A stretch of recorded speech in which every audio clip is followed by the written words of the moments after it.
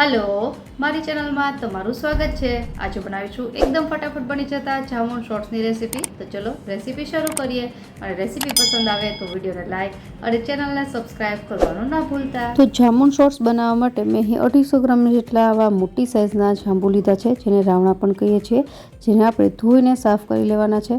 हवे आपणे जामुन शॉर्ट्स बनाववा माटे आ बधा ज रावणा छे ने આવી રીતે સુધારીને ઉપરથી છાલનો ભાગ લઈ લેવાનો ને જે અંદરના ઠળિયા છે અલગ કરી દેશું। આ કામ થોડું ટાઈમ કન્ઝ્યુમિંગ છે અને મહેનત માંગી લેવું છે, પણ જ્યારે તમે જામુન શોર્ટ્સ બનાવીને પીશો ત્યારે તમારી મહેનત લેખે લાગશે। ઘણા લોકો જામુનને ઉકાળી અને ત્યારબાદ એનો પલ્પ બનાવીને જામુન શોર્ટ્સ બનાવતા હોય છે, એ રીતે પણ બનાવી શકાય, પણ આ મેથડ છે એકદમ ઇઝી છે, એટલા માટે આજે આપણે આ રીતથી જામુન શોર્ટ્સ બનાવીશું।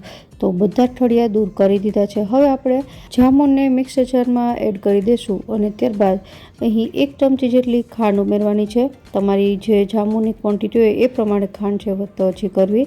ત્યારબાદ 1/4 ટીસ્પૂન જેટલું મીઠું, 1/4 ટીસ્પૂન જેટલું સંચળ અને 1 ટીસ્પૂન જેટલો ચાટ મસાલો। અને હવે સૌથી છેલ્લે આપણે 1 આખા લીંબુનો રસ ઉમેરી દઈશું અને આ બધી વસ્તુને બ્લેન્ડ કરતાં પહેલાં અહીં 4 થી 5 બરફના ટુકડા એડ કરવા અને હાફ કપ જેટલું એકદમ ઠંડુ પાણી।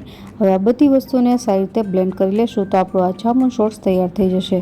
તો બ્લેન્ડ થઈને તૈયાર છે, તમે જોઈ શકો છો એકદમ નેચરલ કલર આવ્યો છે અને તમે આ પલ્પને ડીપ ફ્રીઝમાં 1 થી 2 મહિના સુધી સ્ટોર પણ કરી શકો છો, બિલકુલ ખરાબ નથી થતો। તો સિઝન ન હોય ત્યારે આ પલ્પને ડીપ ફ્રીઝમાં જો સ્ટોર કર્યો હોય તો ફરીથી એને મિક્સર જારમાં ચર્ન કરીને ઠંડો સર્વ કરી શકો। અત્યારે મેં એને શોર્ટ ગ્લાસીસમાં એકદમ ઠંડો સર્વ કર્યો છે। આશા રાખું એકદમ ફટાફટ બની જતા આ જામુન શોર્ટ્સની રેસીપી તમને જરૂરથી પસંદ આવી હશે। ફરી મળીએ નવી રેસીપી સાથે, ત્યાં સુધી બાય બાય।